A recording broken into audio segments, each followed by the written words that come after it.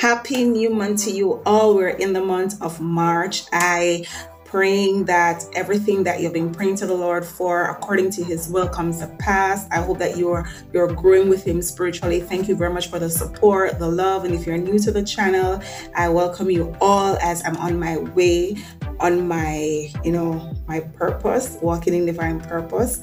And of course, I invite you to Morning Glory, and as well as just don't sit down and think that to be a Christian is just about sitting down, but in your church, find a community outreach program, find something that you'll be growing and not just stagnant in the church. So have a wonderful day, morning, whatever time. And I do want to tell you thanks for, and if you are returning, yeah, may I tell you thanks. And if you are new, I'm still telling you thanks here from Jamaica. So remember, be faithful unto the Lord.